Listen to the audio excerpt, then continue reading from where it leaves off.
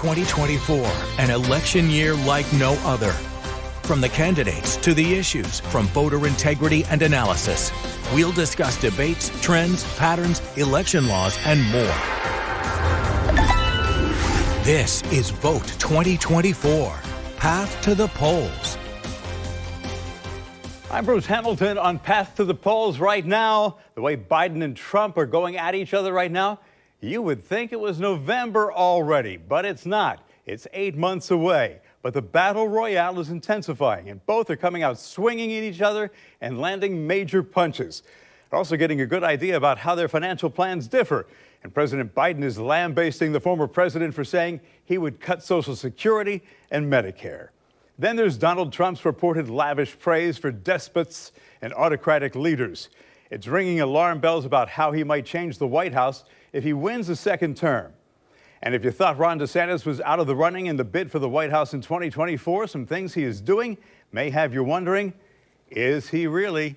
We've got those juicy topics and more. Thanks for joining us. I'm Bruce Hamilton, joined by my friend, FSCJ political science professor Daniel Cronrath once again. Hey, thanks for being here. Thanks, Bruce. It's good to be back. I really appreciate this opportunity to have an extended conversation, too. Absolutely, and thank you for joining us on Vote 2024, Path to the Polls. So let's start with what's going on right now. Georgia state primary today, Georgia in play.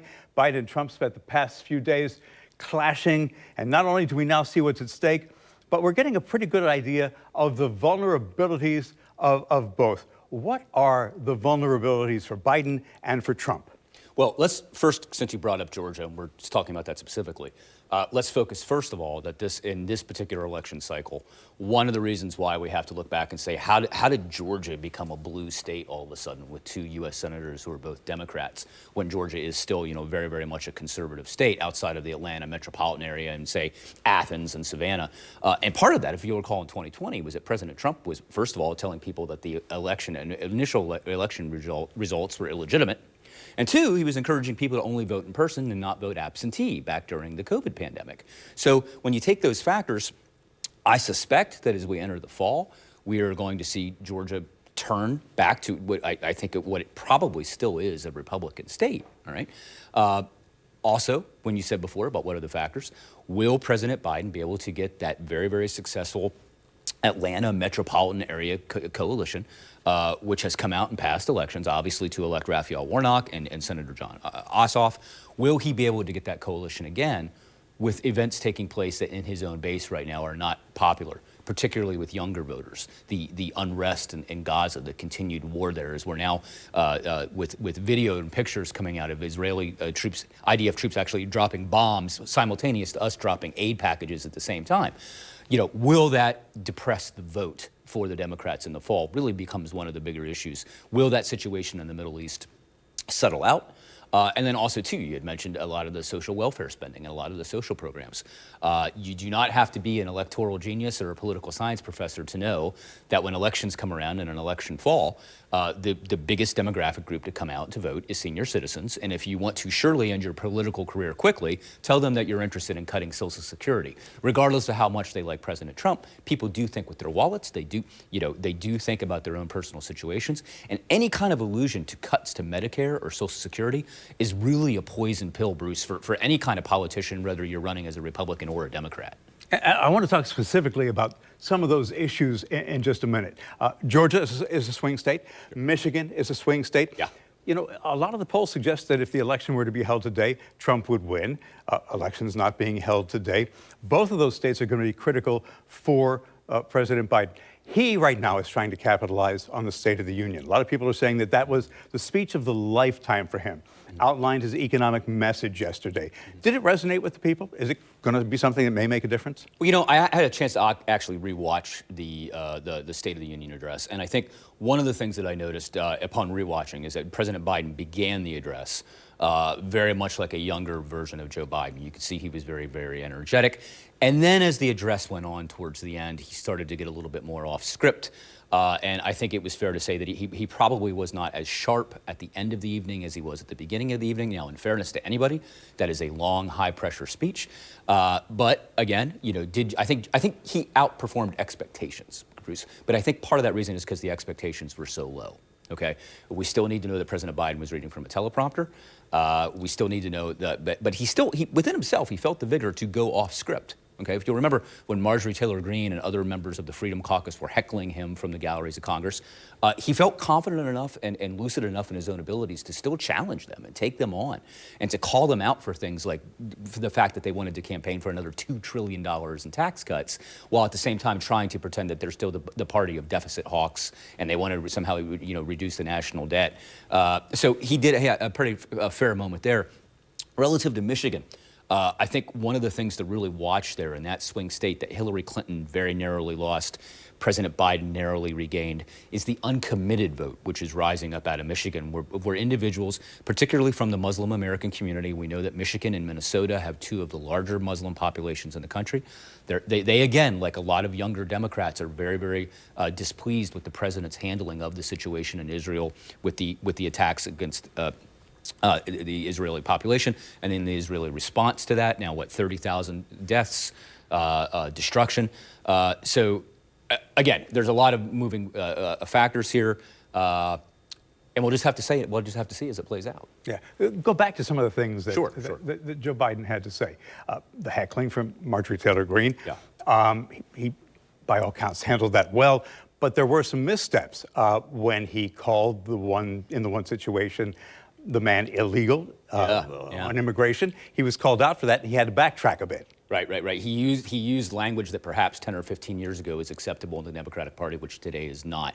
With the strong core of the Democratic Party saying, listen, no human being is illegal. Your life being alive is not illegal. Okay, you may be here in the United States illegally, you may be an undocumented worker, but within within his party, within his base, that kind of language is no longer used. I think another misstep when you look at where the American people are at right now, and this has been widely criticized, which I do agree with, was beginning a State of the Union address when we have domestic issues here at home, talking about more aid to the Ukraine. Okay, you can certainly hold the geopolitical view that the United States needs to remain involved and needs to continue, helping Ukraine in its struggle with Russia.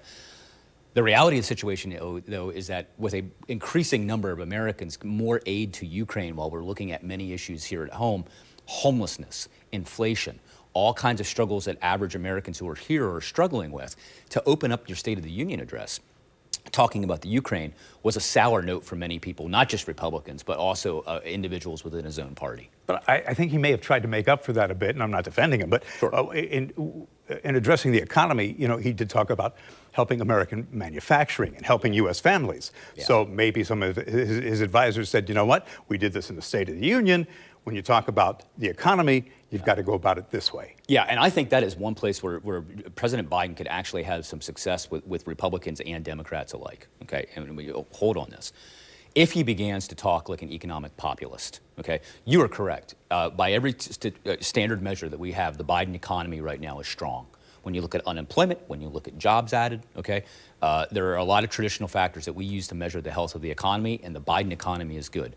However, we have tens of millions of Americans, primarily through inflation, who are not feeling the results of that economy, and they're feeling left behind. Thus, an economic populist message saying, I am going to fight, we are going to repatriate American jobs, we are going to focus on those key states of Pennsylvania, Michigan, Wisconsin. We are going to bring back good-paying blue-collar jobs for individuals. If you're ready to work and you're willing to work in the United States, we are going to bring back jobs that can provide for you the needs of every family in the United States. That kind of thing resonates with people. They want to hear that. They want to know that they don't have to go to college, Bruce, like you and I did, and rack up an amount of debt, which is another issue that the president needs to address. Again, as a college professor, I can tell you, many of my students are preoccupied with student debt. How much is it actually going to cost them to pursue their dream if they want to be an art teacher or a music teacher? Are they going to be leaving their local university $50,000 in debt or greater just to start their careers, okay? A populist message, President Biden focusing on that. These are things that he can do to, again, to appeal to that younger generation, despite the fact that his foreign policy right now may be missing the target. Right. When you talk definitions, yeah, the Biden economy might be, by some definition, a good economy, but there are people who can't afford groceries. And I forget what report I was reading, but they said people still can't afford homes.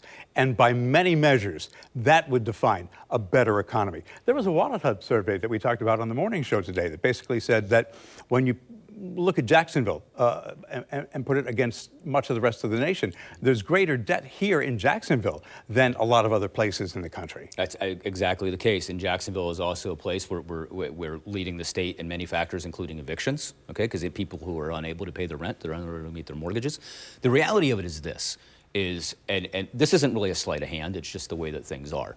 President Biden is taking credit right now for bringing inflation back to around a 3% level, which typically we look at 2% levels of inflation as being something of the norm, okay?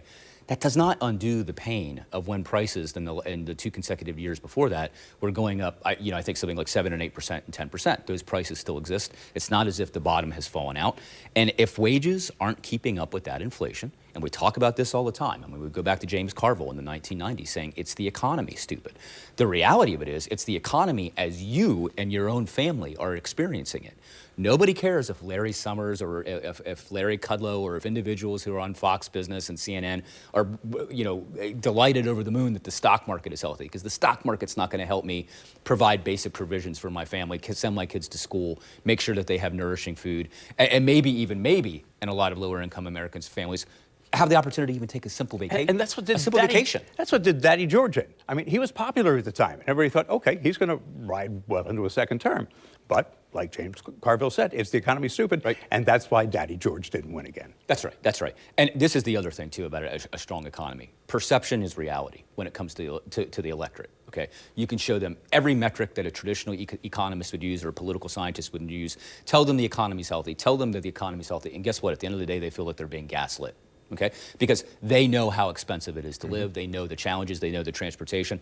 When you look at the rising prices of things like still paying, above what we typically would want to spend for fuel, look at the price of a new automobile now. I mean, through the roof. Unaffordable. Unaffordable for many families. Even the used car market. You'll remember during COVID how expensive used cars were because nobody could get their hands on a new car. So, and I think Joe Biden is better equipped of the two candidates, even though Donald Trump presents himself as a populist. I think that that's one key area where Biden can lead into is looking at the American people, saying, I felt your pain, reminding the American people that he did come from Scranton, Pennsylvania. You and I have both come from Scranton. Love the city, but we understand that it is a hard scrabble place with a lot of blue-collar jobs and a lot of those jobs being lost. And I think that Biden is better equipped to really lean into that message versus Mr. Trump. Speaking of Mr. Trump, I know his advisors thought they had him on board. Then he did this interview on CNBC, and boy, I just got to say, I think he stepped in it big time when he starts talking about spending cuts on Social Security and Medicare. And that's going to resonate with a big part of the electorate because, when you talk about cutting entitlement spending, that's going to hurt a lot of people. Yeah, that's right. Every time President Trump moving forward brings up cutting Medicare and Social Security, he's just written an ad for the Biden campaign. That's effectively what he's done. Because don't think that those words and him saying those words are not going to become fodder for a campaign, which is if you're leaning into economic populism, if you're talking to individuals who are on the tens of millions of Americans who are on the margins of our society, and then you have one candidate from the major parties saying, you know what we're going to do? We're going to continue to cut the very things right now which are helping sustain you, okay? You're basically gifting a campaign package, okay, to the Biden campaign to run on Trump's own words. I think what you'll probably see, because this is one thing that former President Trump is really, really gifted at, is finding a way to walk back those comments, contextualize those comments, at least in the minds of his followers, which brings another really interesting thing to the fall, too, and this is something which I think that we could talk about, is the turnout model, okay?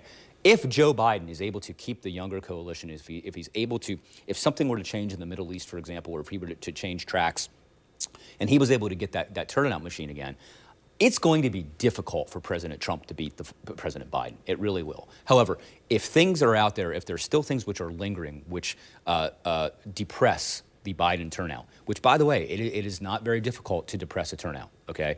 A lot of factors, a lot of people will experience political alienation.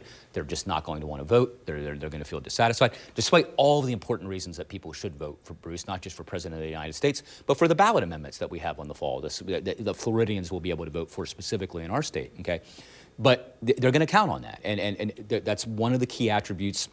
When you study campaigning, negative campaigning works to the effect that you can keep a broad chunk of the electorate at home because they're turned off to the process. But in this scenario, in this election, who's not going to stay home? It's Donald Trump. His base is far more activated, far more energetic than the Biden base, and that's something that I'm certain that that campaign is relying on, specifically in those key swing states, because as your viewers know and as we both know, winning the overall popular vote is not how you're elected president of the United States.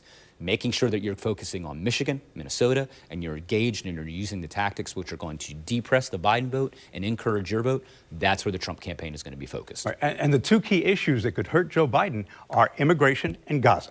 Yeah, that's correct. Interesting when you talked about illegals and you talked about, I thought one of Biden's actual better moments outside of calling illegals was calling out the Republican Party on the fact that Republican senators agreed to a large spending bill. And the Republicans didn't like that. No, they did not. But again, this shows the fractionalization within the Republican Party. Okay, you have the Freedom Caucus over in the House. Again, this is not a very, very large group of people, but when you have a very, very divided House of Representatives, as we've seen with the selection of Mike Johnson to be the new Speaker of the House and Kevin McCarthy being shown the door, okay, they wield a lot of political power, and they're willing to use that political power. So when you're showing in individuals like Senator Langston from Oklahoma, who was critical in putting together that package, that bipartisan package to try to send aid relief to Ukraine, to Israel, to secure our southern border, and then to have that not being taken up by the House of Representatives. I thought that was one of President Biden's finer moments, was really calling out the division between the Republican Party in that specific area. Right. Yeah. Netanyahu, he may be on shaky ground. If that's the case, that could work to Joe Biden's favor. Yeah, well, I'm going to say this, and I'm going to make a bold prediction here, which could age as well as a glass of milk, Bruce, but we'll see what happens with that. I think Netanyahu's political career is over, because I think as soon as the actual military conflict in Gaza comes to an end, the Israeli government is very aware of the fact, this has not been widely reported in American media, that they had foreknowledge of the attack which occurred. They chose not to do anything with it. Israeli citizens are very, very much aware of that when you follow Israeli media versus media here in the United States. And I don't think that Netanyahu is going to be able to weather that storm. Right now, very much as is the tradition in the last 200, 300 years of global history, when there is a military conflict, okay, people are less willing to dispose of their leaders. As soon as this settles, I mean, think about this for a second. Winston Churchill was not reelected prime minister immediately after World War II, okay? So what you're going to end up finding out is that Netanyahu's party, his far right-wing position within that party, I think the writing is on the wall for Benjamin Netanyahu. I think even if he moves into Rafah during Ramadan, it may be the beginning of the end for him. Right. Well, and sooner than later. Right. And the other thing, and whether you agree with this position or not, this is something very, very important for Americans and people who are hearing the show to understand. The United States and Israel are becoming very, very much separated out from the rest of the world. As this conflict continues, and as the bodies and as the images which are coming out of Gaza of individuals trying to raid food trucks with Israeli IDF forces opening fire into crowds of people who are starving, okay, who literally were, I think the percentages now of individuals who are malnourished in Gaza is through the roof. Young children who can't get the things that they need, images of them coming out dying. This cannot, the United States and Israel cannot continue down this path if they don't expect increasing backlash. To the extent where countries right now, I think what you're going to see here in the very, very near future is our strongest allies, countries of the European Union, France, Germany, all falling out of favor for what's going on there. And the continued reluctance of the United States, of the Biden administration, to publicly state, we want a ceasefire, we are going to hold Benjamin Netanyahu to account. This is where one of the places where critics of the president have said he's looked weak. He's drawn lines in the sand and said Israel cannot do this. Netanyahu has refused to follow them. They just continue to go down this path. And correct, if they move forward with this invasion, it's going to be very, very difficult for the United States and Israel not to look like pariah on the global world stage. I've got some friends with whom I went to school who now live in Israel. And I've got to tell you, what we hear in the American media and what's said privately may be two very different things, because I know a lot of Israeli citizens are very sympathetic to the Palestinian people and the plight that they have. Also, now we hear about, Joe Biden's whisperings in public about Netanyahu and things like that. So I'm not sure that we've got an accurate picture of what the American sentiment is, the American government sentiment may actually be. And I think it's also important to note, and I know many individuals like this in my personal life, and I'm not Jewish, but I know many American Jews who are not in support of this. But really, their voices are being crowded out. And this has been American tradition, again, not to pick on a lot of journalism and a lot of the really good journalists out there, Bruce. But our news media in the United States favors a pro-American government, pro-Israeli government narrative. And again, what I would encourage individuals to not to create cognitive dissonance for anyone out there, but I would encourage people to look at some independent media sources and at least open your eyes to what other things. And by the way, I'm not talking about sources that you may be on dismiss off, like Al Jazeera America or things like that. Just get online, look at some Israeli newspapers, look at some Tel Aviv newspapers, look what's being reported in Israel that folks here in the United States are not seeing because of the narrative which is being laid out. And by the way, I would also argue, maybe you would agree with this, I think that narrative is changing. We are seeing more pro-Palestinian images coming out now in the American news media, being led by the New York Times, which is, of course, is the largest institution in the world. Almost every other media outlet feeds off of the Times. So when you see the Times front page changing, when you see the editorial board of the Times changing, that trickles down to the rest of American news media in terms of what their comfort level is going to be to really start telling the story, the other side of the story that's taking place in Gaza. And by the way, we also forget about the West Bank as well. I am here to tell you that there is indeed media bias out there. And what I personally do is I will go to 20 or 30 different sources, and I will try to find a common thread. And from there, I will find what the truth is. There is no doubt that there's media bias out there. I'm the first one to admit it. And it is up to us to seek the truth. And as the media is whittled down because there are business interests that are at play, it only gets worse. And the situation is not going to get better until we allow investigative journalism to return to what it had been before. Right. I mean, I think the last time I checked, I think now you have 5 large corporations who are controlling, what, 87, something 80, like that, 88% of our media landscape, with the days of the independent newsroom rapidly declining. Some of your viewers, you may remember, I'm trying to remember the name of the media outlet who a few years ago ran that, gave instructions to all that they owned. All the media outlets that they own across the United States to put out that, but I can't remember the name of the company right now. It's escaping my mind. So even when you move beyond those large 5 corporations, there's still chains out there which are operating and owning local news networks, which still have the ability to promote a message depending upon what ownership wants to have it put out. It does happen, and again, I'll admit it. We've talked about Joe Biden, some of his problems. Trump's legal woes front and center once again today. He seems to have many of the courts that have made decisions that are in his favor. Does that continue, do you think? Yeah, I wouldn't. My advice would be, if I were the Democratic Party, I would let the court system unfold as it's unfolding and focus on your own message and your own candidate. I think if Joe Biden can lay out that positive vision for the United States and go back to working class Joe, as we talked to earlier in the broadcast, let the courts play out. Okay, let them take it. Let them roll on. And focus on your candidate and focus on real things that you can control in terms of how you want to frame the President of the United States. We have seen the Democratic Party, going back to 2015 and 2016 with the Hillary Clinton campaign, try to frame Trump in a manner which is criminal, okay, that there's somehow criminality involved with Trump. Okay, and it's just none of it's ever stuck. I mean, we saw the Russiagate investigation. We saw millions of dollars in 2 years spent by Bob Mueller trying to demonstrate that there was collusion and coordination between the Trump campaign and Russia, which, outside of a few arrests for lying to FBI officials, there was never anything, substantially linking that. That narrative has never dropped away. Why Trump would continue today to still throw praise at a lot of individuals around the world that we consider to be a dictator, Bruce, I have no idea, other than the fact that there's something about the nature of their power, the way that they hold power, that he likes.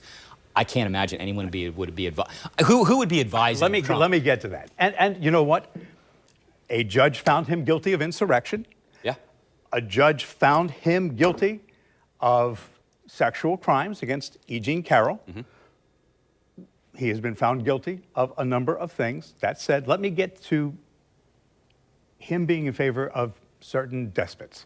He hosted Hungarian Prime Minister Viktor Orban at Mar-a-Lago.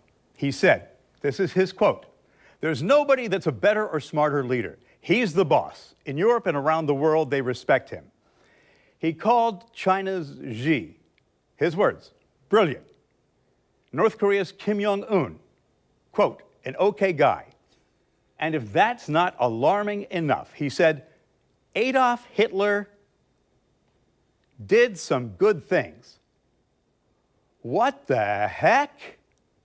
So retired General John Kelly and others who served under Trump questions whether a man who consistently praises autocratic leaders opposed to U.S. interests is ill-suited to lead the country. This is a man who worked for Trump. He wonders if this man should be in the White House again. Big red flag? Well, I mean, yes, I would say it's a huge red flag. But let us also remember Donald Trump is somebody who I think very accurately said that he could walk out into the middle of Fifth Avenue in Manhattan, kill somebody, and he wouldn't lose any supporters. Okay? So you're saying he bloviates? He's a bloviator. I think a lot of people would just write that off as Trump's sense of humor. A lot of people don't take it seriously. Again, you know, there was back in the 90s, okay, I remember there was a popular film. It was called The American President. And I think it was Andrew Ross Sorkin, okay? And he said that in an election cycle, when people are dispirited, when they feel like America's not working for them, that they would walk across the desert towards a mirage. And when they got to the mirage and found out there was no water, they would begin to drink the sand. And I think that that's what we have right now, because there's a certain level of, and this isn't to put anybody down, by the way, there's a certain level of desperation, Bruce, in a lot of the United States, that if somebody says the right things or makes you feel empowered, that you're willing to tolerate a lot of sand drinking because you're not being presented with a viable alternative from the opponent. Which is why, if I were to advise President Biden, yeah, you've got to take your shots at Trump, I would make this the most positive, populist campaign that he could run. I would appeal to the base of the American people. I would continue to basically say, rather than having his surrogates out there talk about this, how wonderful our top-level economy is, focus on those working class issues, those kitchen table issues that we've talked about, and just try to let that resonate, and just let Trump, you know, at the State of the Union address, I think one of the interesting things that President Biden did, he didn't mention President Trump by name, if you'll notice that. He referred to him as his predecessor, okay? Don't give Trump the oxygen. He craves it, okay? That is what he wants. And one of the other reasons why I think that he makes inflammatory statements like that, Bruce, is because he knows he gets a reaction. Gets some headlines. He gets headlines. He knows people are going to talk about him. Donald Trump is also somebody who is very, very much a believer in the concept of there's no such thing as negative attention. There's no such thing as negative press, okay? So he can say things to distract from real issues. May I add, to circle back, you brought up a very, very important one that I think is really important to reiterate. Donald Trump was found guilty of sexually assaulting a woman, had to pay damages, denied it, lost again in court, and has to pay another, was it $80 or $85 million? $85 million. By a jury of peers that listened to the totality of this evidence and said that she was sexually assaulted by Donald Trump. And for some reason, I just don't think that story in the media has really gotten the legs it has deserved, okay? People dismiss it. They're like, he's Donald Trump. I mean, to go back into the 1980s, we know how hard this is, and this is very, very important for victims of sexual assault. We know how hard it is for victims to come forward and to be able to prove allegations of sexual assault. But for a jury to believe that he did and award damages to that degree, and for another jury to double down on that and say, yeah, not only was he guilty, but he violated the conditions of the sentencing, that for me is something which should stick. But again, we know that in 2016, when Crude Talk was revealed on Access Hollywood tape, the voters didn't hold that against him. He was able to still come out in the fall, and he was still able to beat Hillary Clinton. You know, a greater percentage of Republican women voted for Hillary Clinton or voted for Donald Trump than Hillary Clinton. Okay, so we'll just have to see. I mean, at some point, you know, the man's like Teflon, Bruce. I mean, in another day and time, would the fallout be different? Sure. Oh, I think if you were to go back into the 1980s or the 1990s, I don't think that you would have found this kind of thing tolerated. However, I mean, you know. It's not another day and time. Well, Bill Clinton survived an impeachment, okay? So for you know, sexual misdeeds. So, of course, let's be very, very clear, but in this Clinton situation, you're talking about two consenting adults. Right. There may have been an inappropriate power relationship, but nobody was ever accused of actually violating somebody. But your bigger message here is, I think I said earlier that Donald Trump's all about himself. Joe Biden should make this about him and his accomplishments and what he sees going forward, and to heck with Donald Trump, just ignore him. Yeah, but I would do so in a way of which, again, would focus on the would focus on the working class base, which he's really going to need to turn out. That, and even though they are a much smaller share of the electorate, Joe Biden cannot afford to have young people stay home. And we should also bring up an important factor: the black vote. Yeah, the last time I looked at national polling right now, 3 in 10, 30% African-American men responding to the poll said that they would be choosing President Trump over President Biden. If I were the DNC or if I were the Biden campaign, that would send shivers down my spine. Well, Charles Barkley said it would send, you know, when they were talking about the fact that, you know, black men were saying, oh, it's okay that, you know, Donald Trump says, hey, you know, black men proudly wear my mugshot on their T-shirts and things like that. Charles Barkley was aghast. Yeah.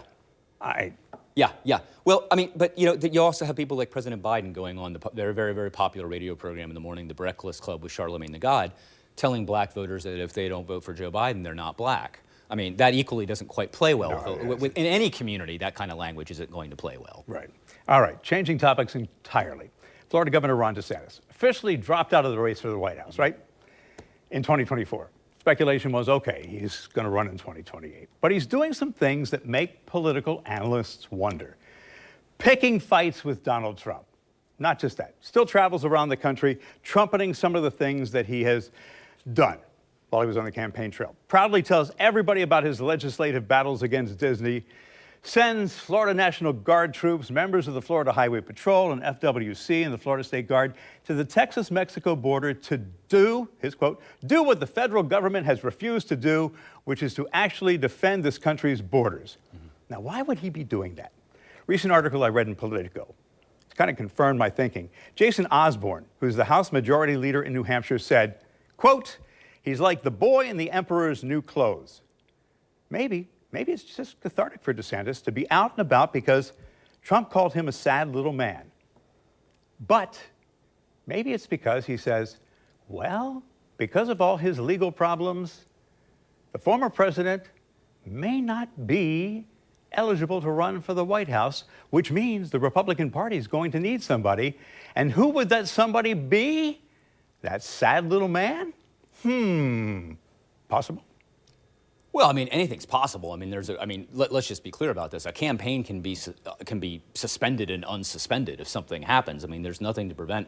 I believe Governor DeSantis has ballot access in all 50 states. There's nothing, and that's just in the nomination process. I mean, I think what we're really talking about is them getting to the Republican National Convention and there being some kind of coup. But egotistically, does he think, well, maybe I still have a chance? Well, he could. I just think this is consistent DeSantis, to be quite frank. I mean, I think that this is what brought him to national attention, these kinds of things, and getting that kind of notoriety in a Republican base, particularly in his home state here of Florida. I think that he's going to want to. This is a brand that Ron DeSantis has discovered that works for him. Okay, why would you abandon the brand just because you might be sitting out of this presidential cycle? But the Republican leadership here in the state legislature has kind of abandoned him. He's not really paying a lot of attention to Florida politics. It's all national. Right. It's too early for 2028. He's keeping himself in the headlines on a federal level. You don't think there's an agenda there? Well, I mean, I think part of it is just human nature. I think that maybe when you've had that taste of the national spotlight, you just can't let it leave. Human nature, ego? Yeah, human nature. I mean, once you've had that opportunity to be on that stage and you take a quick step back, and you still find out there's a willing audience. Listen, there are a lot of people who preferred President Trump, but who still have admiration in those circles for Governor DeSantis. It wasn't necessarily that Ron DeSantis wasn't somebody that was appealing to them. Trump was just a proven commodity, okay? Ron DeSantis may have accomplishments in Florida, but if I'm the Trump campaigner, if I'm a Trump voter, I'm saying, you know what? I elected this guy in 2016 to flip the Supreme Court and put on pro-life justices. Guess what he did? He turned over a third of the Supreme Court, very conservative. Roe v. Wade has been repealed in the Dobbs decision, and he satisfied my every wish that I wanted from a conservative lawmaker. So it's not that I don't like Governor DeSantis per se, but why wouldn't I stick with somebody who's a proven winner? Why wouldn't I continue down that path? Now, I think the other thing it would be very, very interesting. Now, this is probably a complete hypothetical because I'm pretty confident we're going to see Biden versus Trump in November. It would be very, very interesting to see what the Republican Party would look like with a DeSantis Haley head-to-head. Mm-hmm. That would be really, really fascinating. I think that would be very, very interesting. But I bet, Bruce, given the tone of today's Republican Party, I bet you DeSantis would still come out on top of Haley. Because I think a lot of that coalition that Haley has, and that's another real interesting question going in the polls. Will the people who supported Nikki Haley gravitate toward President Biden? Or will they come back to the Republican Party? Because these may not be large percentages, but when you're going around the country, and Nikki Haley on Super Tuesday, even when she lost badly, was still getting 20 to 30% of the Republican primary vote in a lot of these states. Where do they end up landing? Do they end up landing with the moderate, Joe Biden, who favors bipartisanship as a creature of D.C.? We know how much Biden loves bipartisanship. He talks about it all the time. Or, would they go to the DeSantis wing and saying, hey, we want to keep this up. We want to keep, we want to keep our agenda moving forward. Hypotheticals are very, very difficult to say. Okay. I mean, I just had to pose the question. I know Ron because I know Casey. I know how he thinks, so I just had to kind of wonder out loud. And also about Nikki Haley, I did find it interesting that she threw her support behind Donald Trump. But then again, she's a tried and true Republican, and I'm sure that there was some gentle pressure from the GOP leadership to say, stay with the party. I think the other thing, too, let's just talk about this for a second. There's also going to be a desire for Governor DeSantis to maintain his big state status as a governor. You know, not everybody's going to be going around the country knowing who the governor of, Montana is per se, or West Virginia is per se. But most people who follow politics understand who Greg Abbott is, Ron DeSantis is, and Gavin Newsom is in California. Okay, they know these names because they're big, they're impactful states, they're powerful states. And I'm sure that Governor DeSantis is interested in, as you said, maintaining his own reputation as being a national leader in that regard. Very, very popular thing to do, by the way, but I will just tell everybody that in the Constitution of the United States, sending state officers to defend a federal border is against the Constitution. But I'm sure that they would argue that the President Biden has abandoned the Constitution because he's derelict in his responsibilities, which again, circling back to earlier conversation, which made Biden's call out of the Republican Party when you had the Senate pass a border bill with $20 billion being dedicated to the border, okay? Perfect?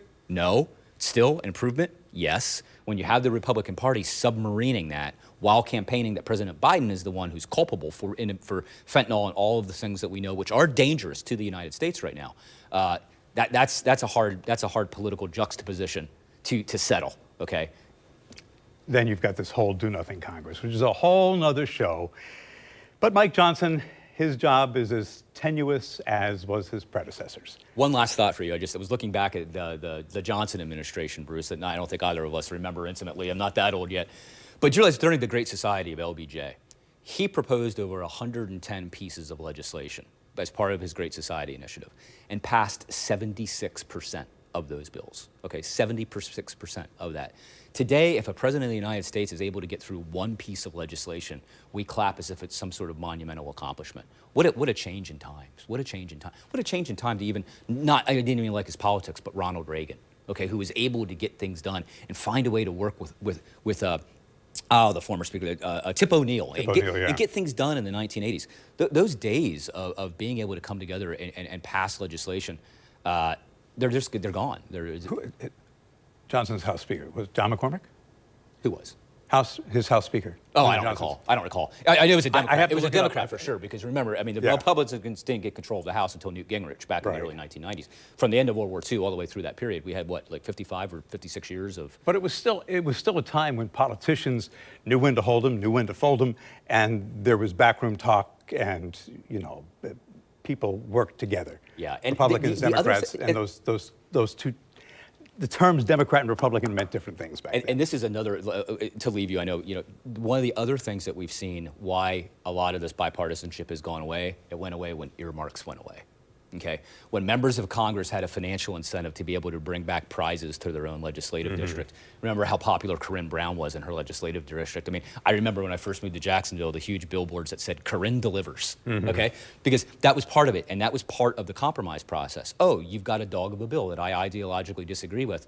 You're gonna give me $750,000 for a community center? That'll bring me along. Yeah. That's gone. So now that you don't have the earmark era, which most Americans wanted to get rid of because they thought it was wasteful spending, et cetera, you've seen a lot of the motivation to take care of people in your district go away. So why would I give you a vote unless you've got some sort of sweetener that I can bring back to my own district? So you give me this, I'll give you that. Everybody walks away happy. It used to be the nature of the game, and your constituents were also happy too because they saw you delivering something tangible. Now everybody doesn't have a chit in the game. Appreciate you being here. Thanks, man. You'll be back. Sure, love it. Thank you. And appreciate you joining us for this edition of Path to the Polls. Want to tell your friends about it? All you have to do is tell them it's on demand anytime. Oh, and by the way, if you've got something you want us to cover, if you've got a question, all you have to do is email me, bhamilton@wjxt.com. Path to the Polls. Always watch it on demand on the News4Jax YouTube channel, News4Jax Plus, and News4Jax.com. Have a great day. See why every day more people are choosing News4Jax, Northeast Florida and South Georgia's #1 source for local news.